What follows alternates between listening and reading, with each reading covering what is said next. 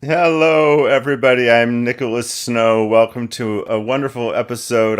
I know this because I've invited the guest today of HIGHRPOWRD on PromoHomo.TV. PromoHomo.TV has many series, but HIGHRPOWRD, one of the goals of the show, of the series, is to spotlight people that are really helping us with our spirituality, our consciousness, our acceptance of self, the way that we can thrive and strive to be better in life. Another aspect of the show is to take recovery out of the closet in the 12-step world. My guest today may have experience in that realm, but I've invited her on because she is an LGBTQ advocate and spokesperson for both the religious and gay communities due to her own expertise garnered from having a conservative and legalistic religious background and family upbringing that opposed homosexuality. I first became aware of Giselle Wallace, a certified life coach and author, from her social media feed and knew immediately that I wanted to interview her. This happens to be Black History Month, and my guest today happens to be a Black woman. She is not on the show because it's Black History Month, but I did initially want to invite her onto the show because I want to amplify voices of those who have been oppressed and underserved and bring their life experience into the mix. And I know that my guest today, Giselle, is also specifically working with people that are also oppressed and underserved. And I think that we're going to have a wonderful conversation today, and I'm looking forward to it. With that in mind, I always need to thank my sponsors. But before I do that, I also want to let you know that I can take your live comments if you're watching live. A good friend of mine is sending us rainbow hugs to us both. So if you're watching live, you can definitely comment, and your comments may be featured on the screen. For their support of my show, I want to thank DAP Health. One of their value statements is "We welcome all people, period."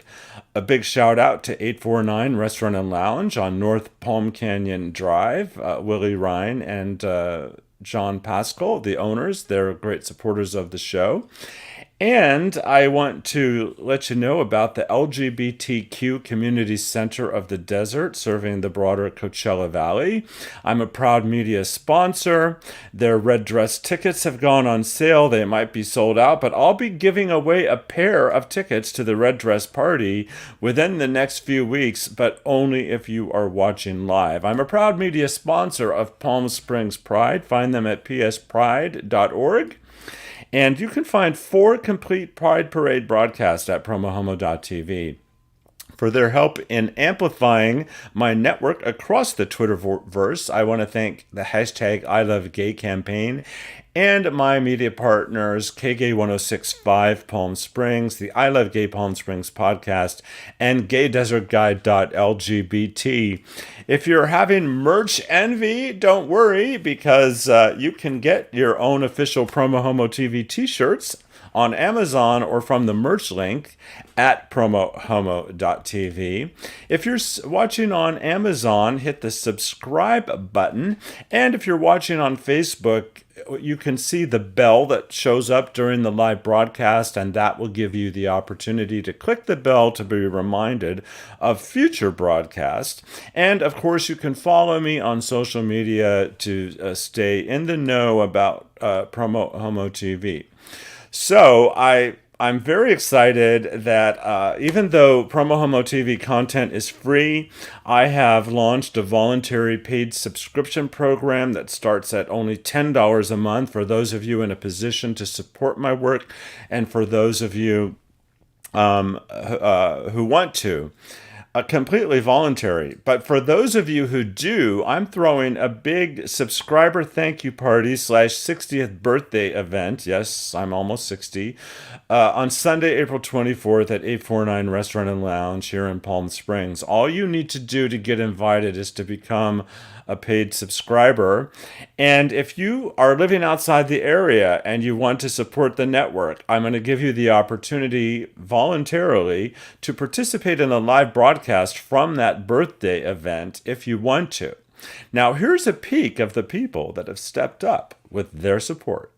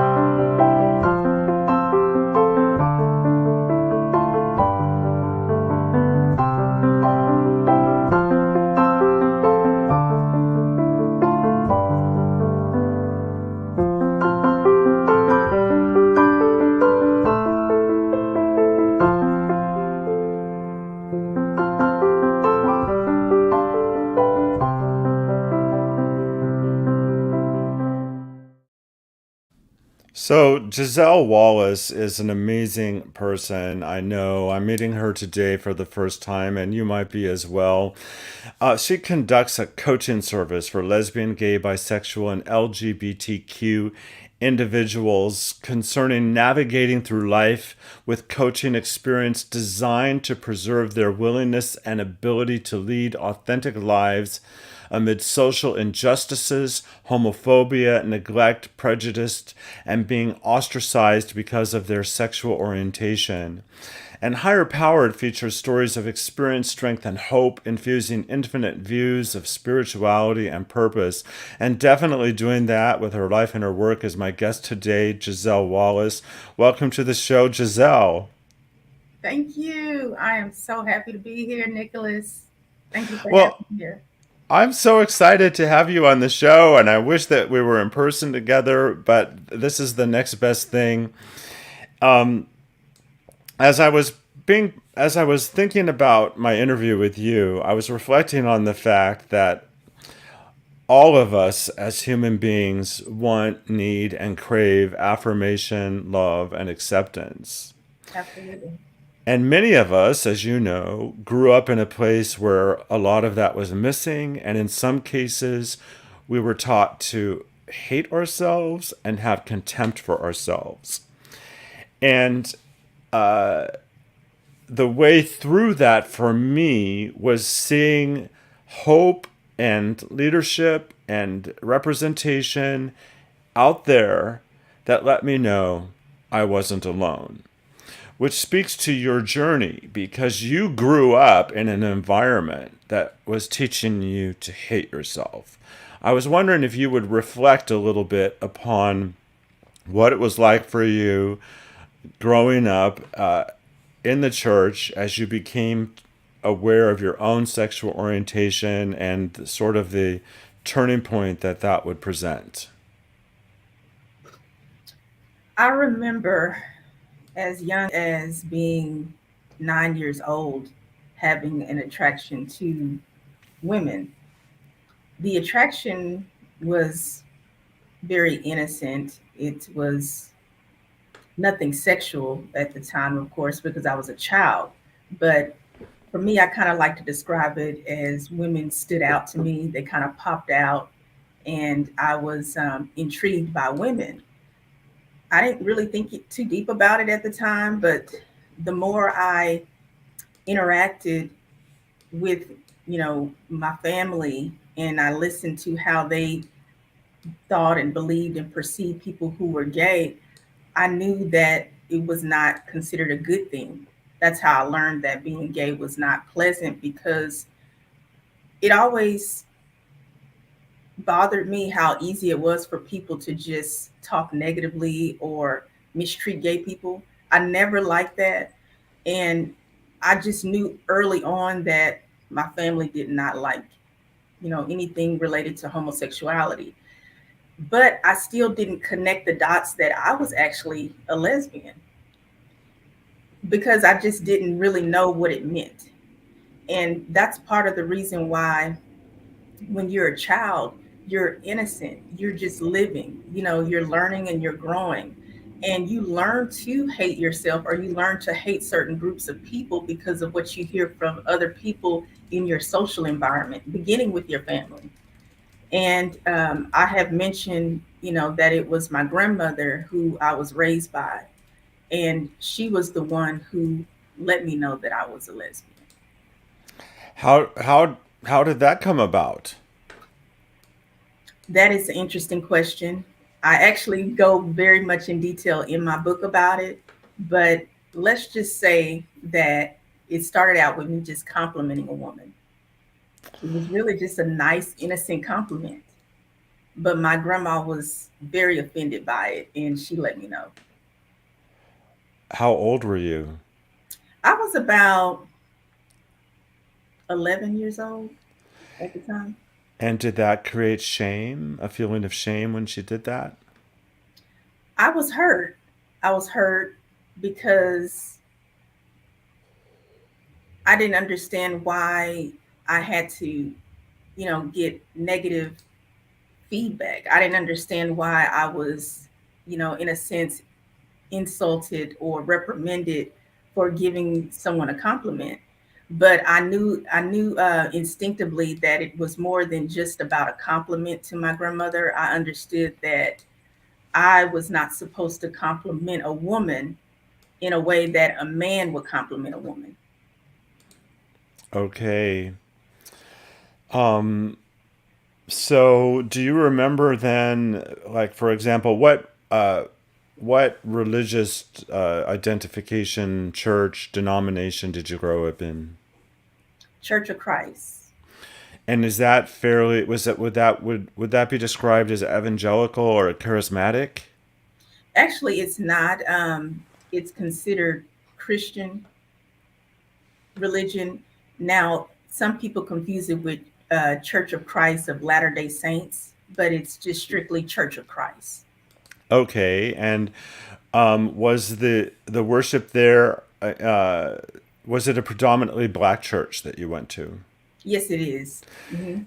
And do you recall sermons that were condemning of homosexuality? Was that a theme in your church experience? Yes, and consistently. What stood out to me is that it seemed every other Sunday there was a sermon about condemning homosexuals, and I even began to not even like the word homosexual, because it's a certain way people in the church say the word homosexual that makes you cringe. They make it sound like it's the worst thing in the world to be. So I actually struggled a long time even with the word homosexual and lesbian. I know a lot of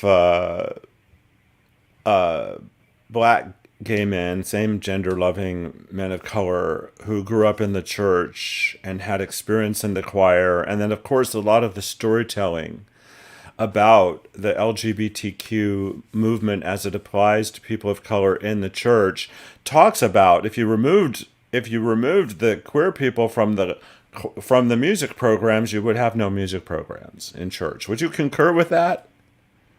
Well, I believe that a lot of God's children are in the church. A lot of them are musically gifted.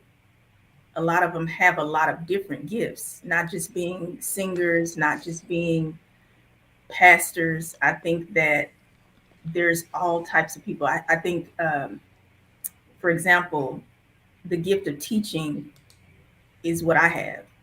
And if people in the church knew I was a lesbian at the time, for example, I was a child, I'm speaking about my childhood or teenager in this context, but uh, hypothetically, if I was an adult woman at the time when I was a child and I wanted to be a teacher and they knew I was a lesbian, I could not teach Bible class because of me being a lesbian. Of course. So, how old were you when you came out publicly to the people in your life and your world? 26 years old. And I came out to my grandmother, the very first person who outed me. And so that was interesting. Okay, so age 11, you were shamed by her for complimenting a woman. And Right. then almost twice your life later, you come out to her. Yes. And how did, first of all, when I came out in 1980, early 80s to my family, in retrospect, I see that I felt like I was telling them something bad about myself. And now I realize that with my life experience, and maybe young people are having this experience as well, that when you come out, it's a joyful conversation. You're telling something exciting about yourself. So I'm curious to know, at the time that you came out to your grandmother, were you feeling shame about your sexual orientation, or were you in acceptance of it? Were you having positive feelings about yourself or negative experience feelings of yourself in disclosing that to your grandmother? I actually felt liberated. I felt very peaceful and I felt no shame. But she did not make me feel good about my confession. Okay. I sense you want to be respectful to your grandmother in the way that you're talking about your experiences, her treatment of you. Yes, my grandma, I love her very dearly. And she raised me. I respect her and I respect different people's belief systems.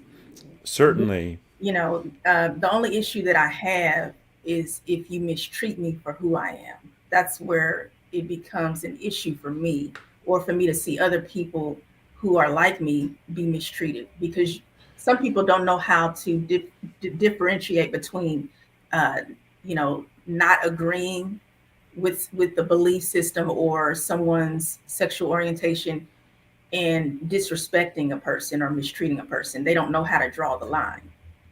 Right. Um, it took us a lifetime to come out up to the point than we did. And so I don't think that we should expect the people we're coming out to necessarily accept us overnight. Sometimes there is an adjustment, and it does get better in many cases. Rock, who is a bisexual black man, who he's shared that with me in the past, he says one thing that made me cringe is the "you're going to straight to hell." It made me not want to go to church or believe in that God. Did you ever question your faith? That's a very complex question.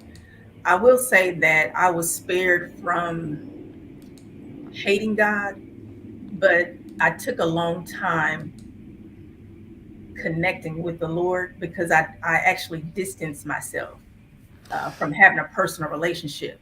But I didn't hate the Lord. I kind of felt in this place of, it was like I was in an abyss. I was in a place of uncertainty. I had a lot of questions. So it took me a long time to process, how can I be myself, a Black lesbian woman? How can I be able to please my family? And more importantly, how can God love me and accept me as I am?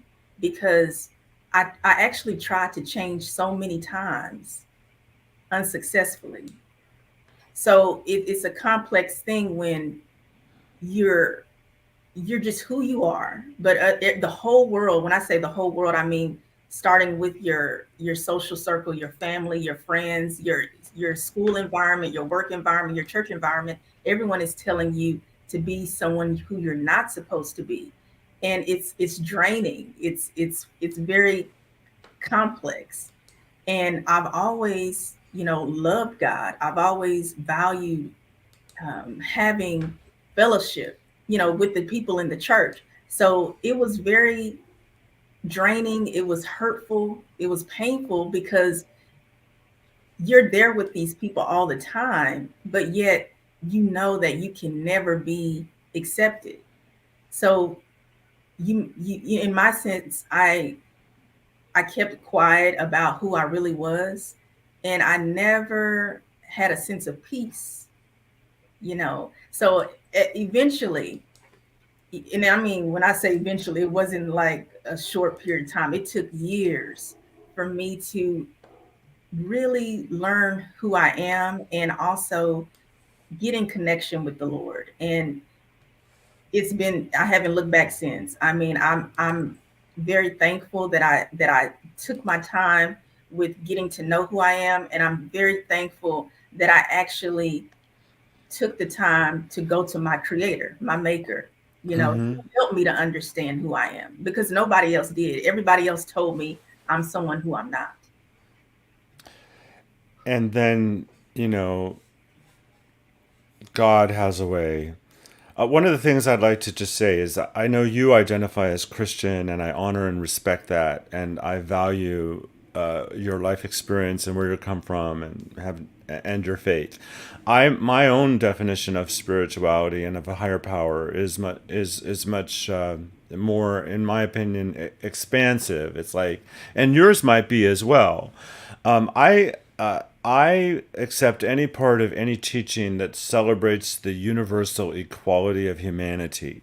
And I reject any part of any teaching that, in order to be right, has to make other people wrong. But with that said, there are people who will spend their entire lives identifying as Christian and being guided by the Bible, and their faith in Jesus Christ, and many will struggle to accept and love themselves because of their LGBTQ identity. And the work that you do and the ministry that you do is really vital. And I'm sure that you also work with people that may not identify with any particular faith teaching. Would you like to talk about whether your spiritual viewpoints expand beyond Christianity in any way, and what your approach might be to working with people with maybe a different language around their own faith? Yes, that's a very important question.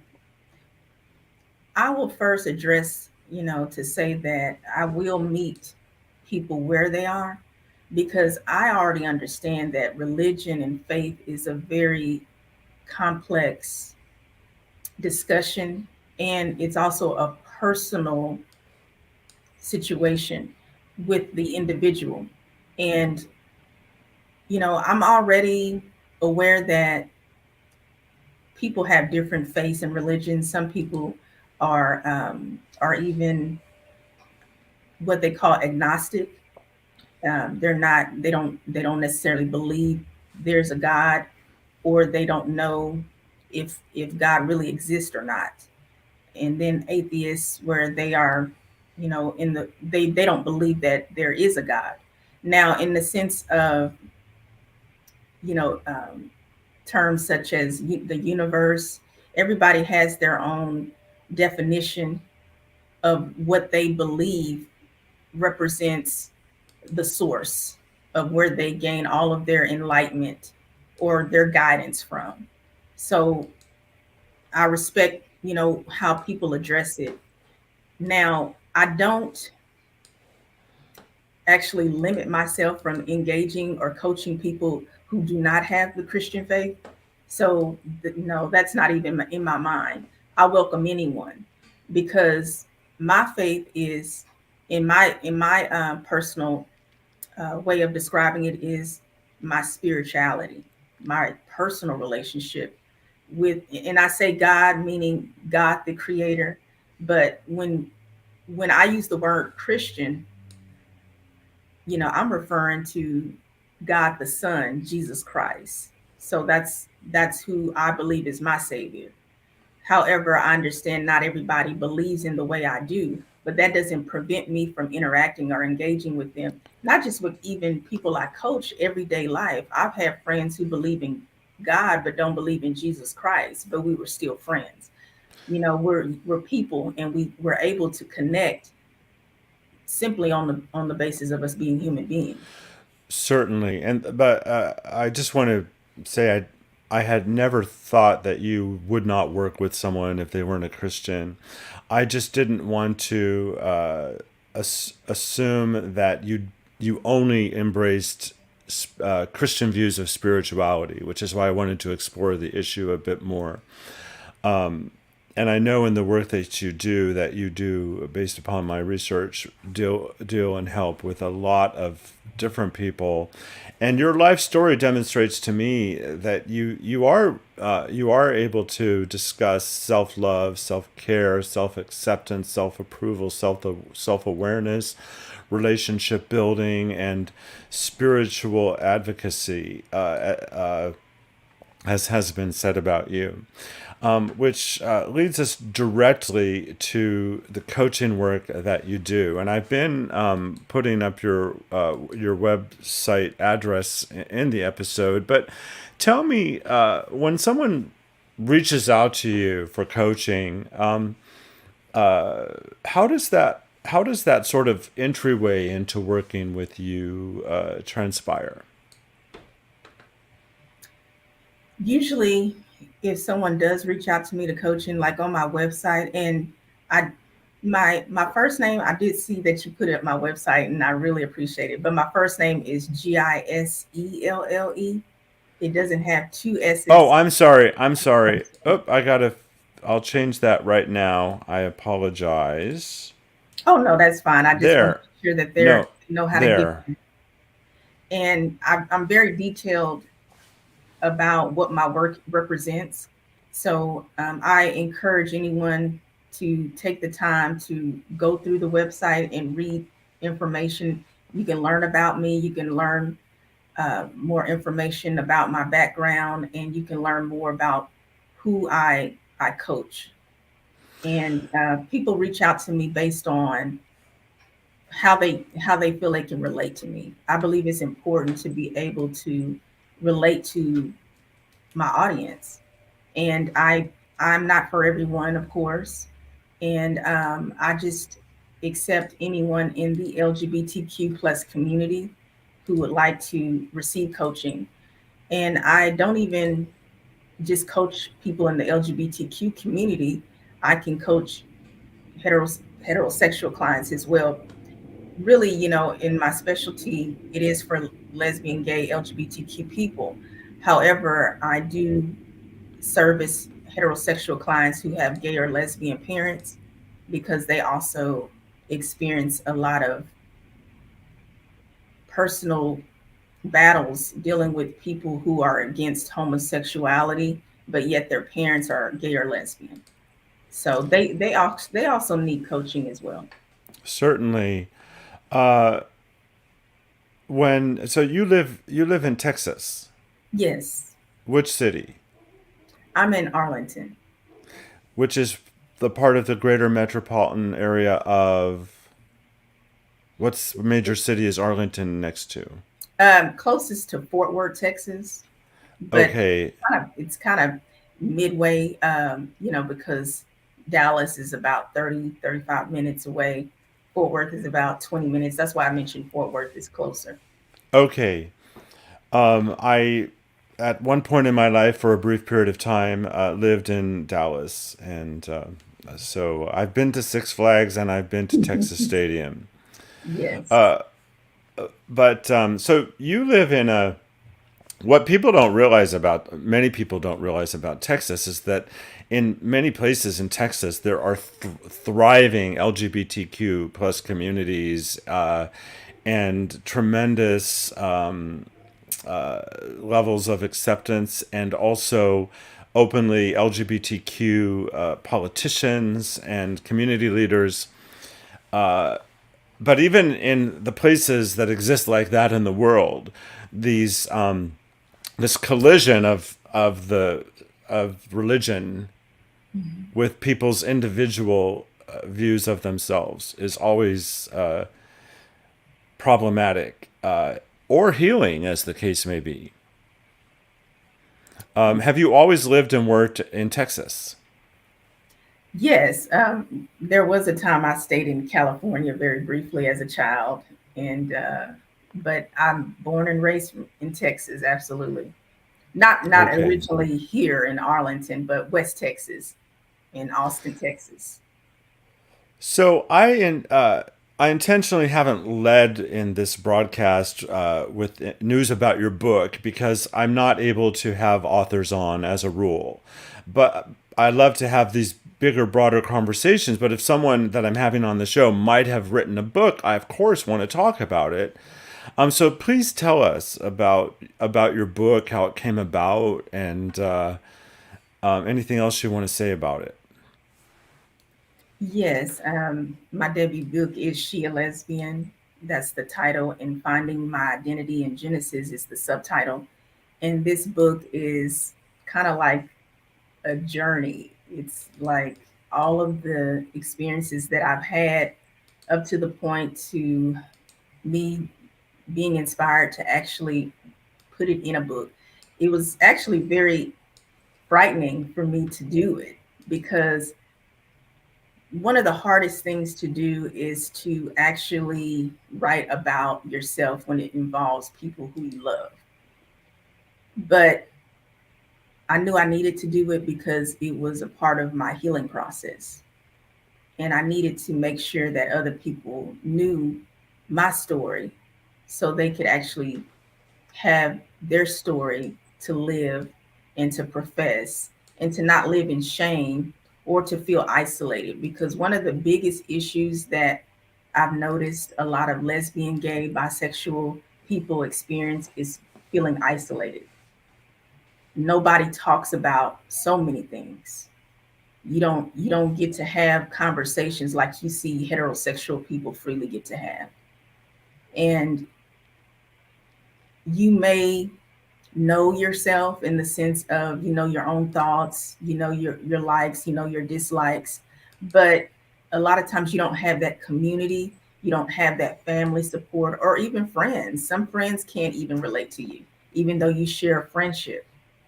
So I wanted to be someone who could represent what you're actually experiencing or going through. Of course, my experience is not going to be primarily what you go through, but it basically reveals a lot of things that we experience that are not discussed openly, or sometimes we do discuss them openly, but no one really takes it seriously, or it goes in one ear and out the other.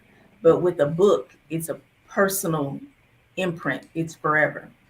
So I'm glad that I did write it. I'm very thankful that I actually did a lot of research to put the book together, and I'm proud of it, and I hope that others find the book to be a source of enlightenment and a source of freedom, and also just be informative to you. I am so inspired by you, and I honor you because clearly not through personal experience, but because I work to educate myself and I pay attention to the world. I know that as a black lesbian woman who's chosen to surrender heterosexual privilege by coming out and identifying as your authentic self, that you are presented with even more barriers in life. The flip side of that coin is people look to you as a significant role model and someone that they rely on because they're other people that their life circumstances doesn't give them the freedom and the ability to take the risk that you have. And so I just want you to know that I honor you. But what would you say to the people who look to you as a role model, but are afraid to take the steps that you have taken in your life toward their own authenticity? What would you say to them?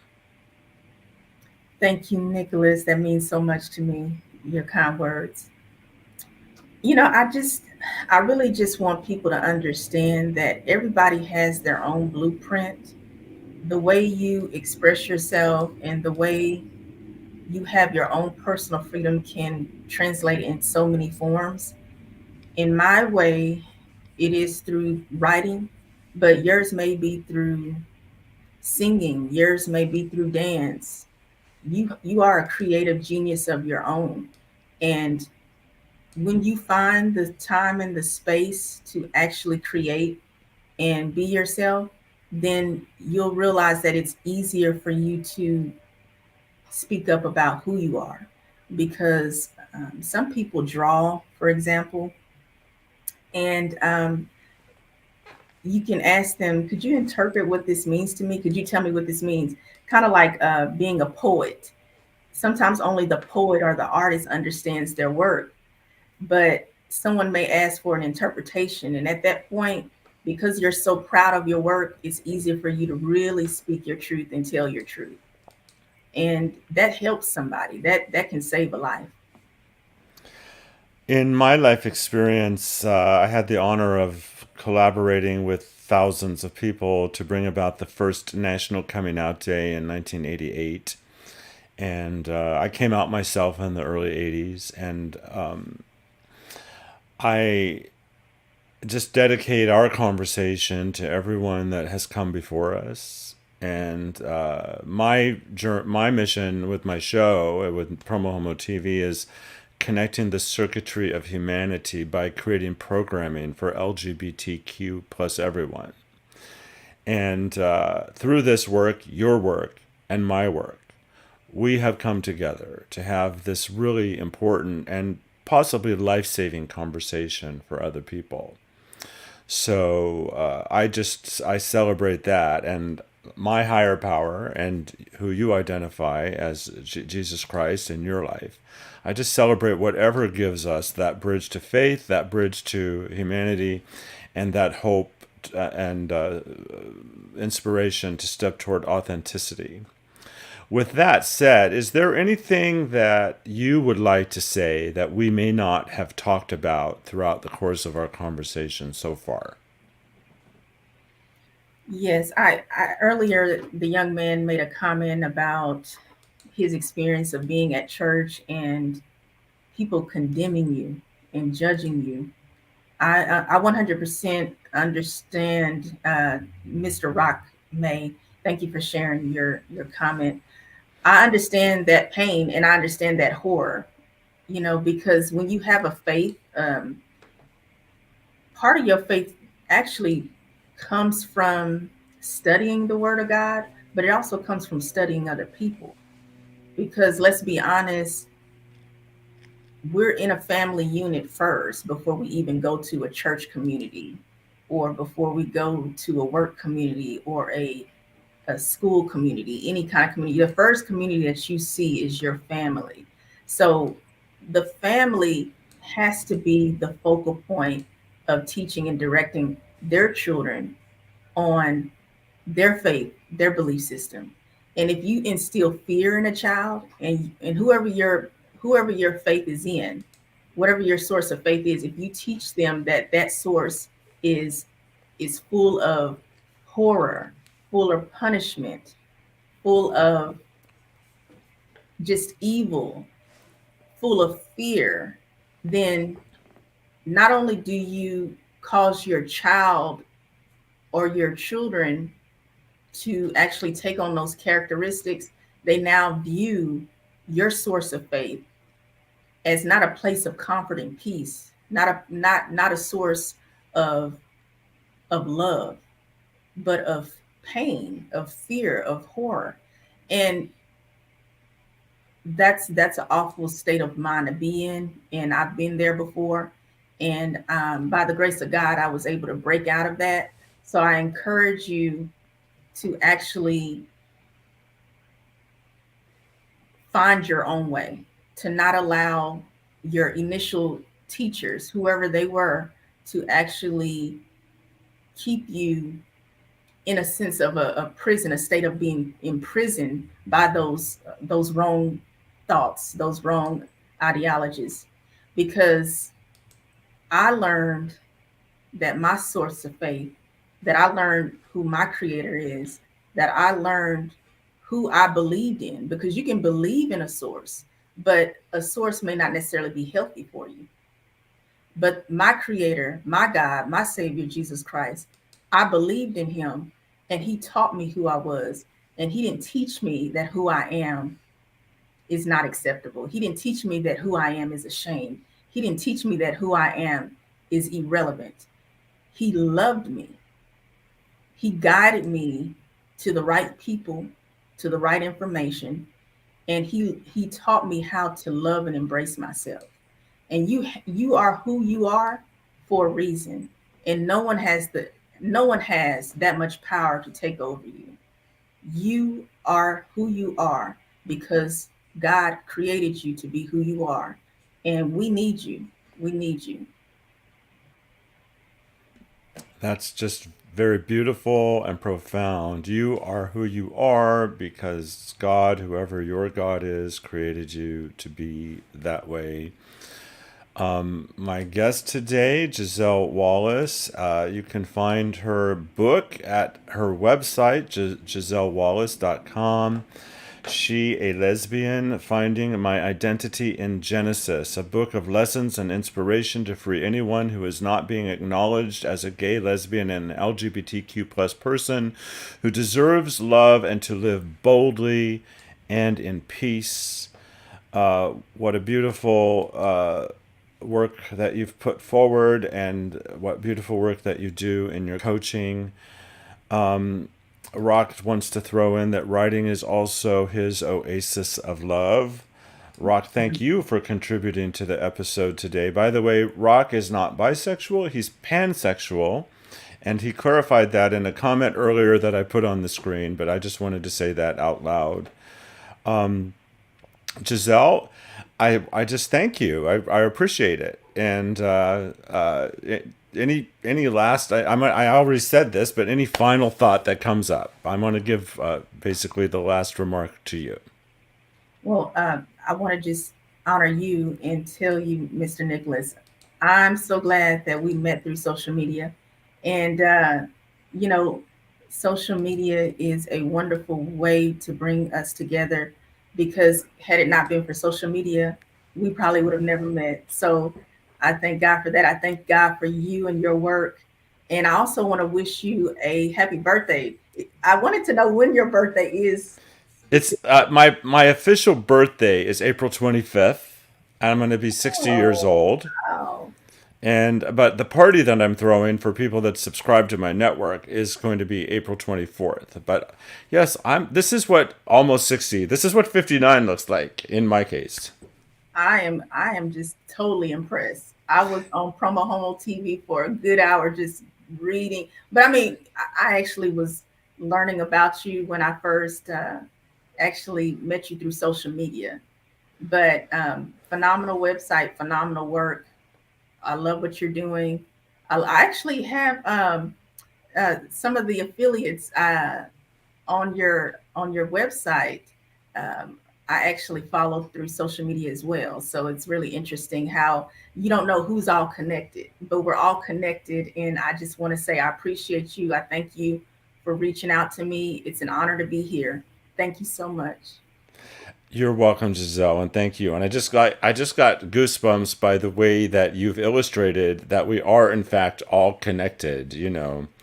And I wish that I hope that anybody out there who is dealing with their own racism, their own otherness, their own issues could experience our conversation with each other. That really is about our shared humanity. Well, thank you, Giselle. If you hang out there for a moment, I'll speak with you after the show. But once again, thank you so much. My pleasure. And for those of you who are watching, I will see you next time. Bye bye.